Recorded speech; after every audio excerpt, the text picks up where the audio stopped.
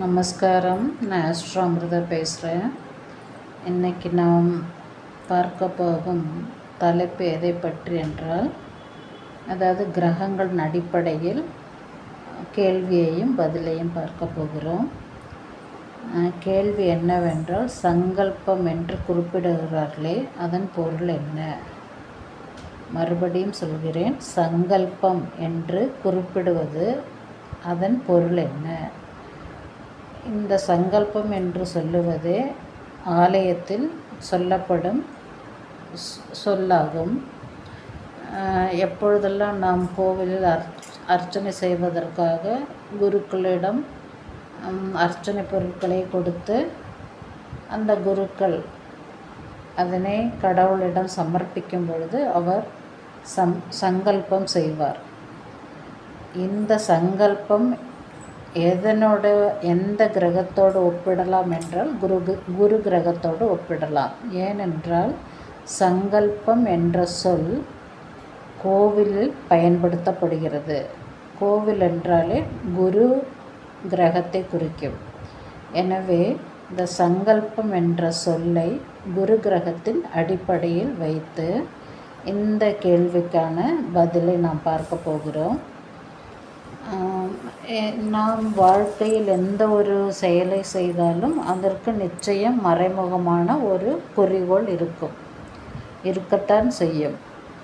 அப்படி இருக்கும் பொழுது எந்த ஒரு சின்ன விஷயமோ, நடுத்தரமான விஷயமோ அல்லது பெரிய விஷயமோ, அந்த விஷயத்தை நாம் முடிக்க போகிறோம் அல்லது செய்ய போகிறோம் அல்லது தொடங்க போகிறோம், தொடர்ந்து அதை முடிக்கப் போகிறோம் என்று எந்த வார்த்தையை நாம் சொன்னாலுமே அந்த செயலில் நிச்சயம் ஒரு குறிக்கோள் உண்டாகத்தான் செய்யும்.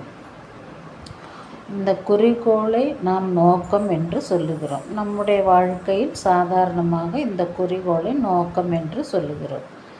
அதே சமயத்தில் இந்த குறிக்கோளை அடைய நாம் தெய்வத்தை நாடுகிறோம் என்றால் கோவிலில் சென்று நம்முடைய குறிக்கோளை கடவுளிடம் சமர்ப்பிக்க வேண்டும்.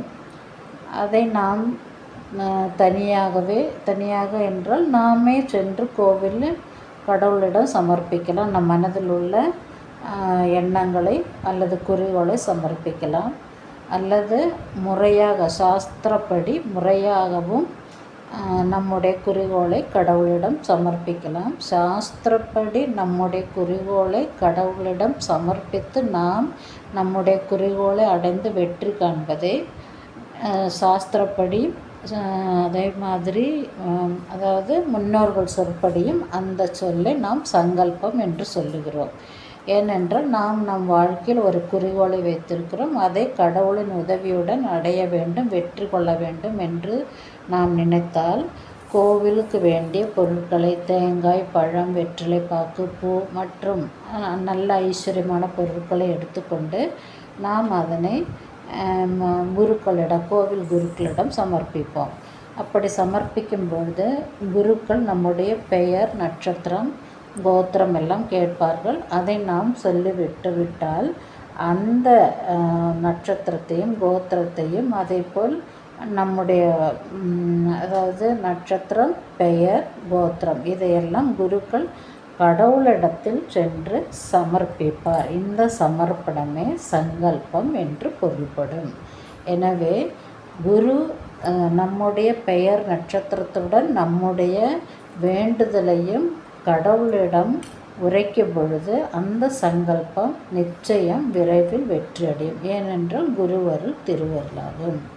இந்த பெயர்தான் சமர்ப்பிக்கும் எந்த ஒரு குறிக்கோளை சமர்ப்பித்து அதில் வெற்றி காண்பதை நாம் முறையாக குறிக்கோள் என்று சொல்லுவோம். ஆனால் கடவுளின் உதவியுடன் அந்த வெற்றியை பெறுவதற்கே நாம் சங்கல்பம் என்று சொல்லுகிறோம்.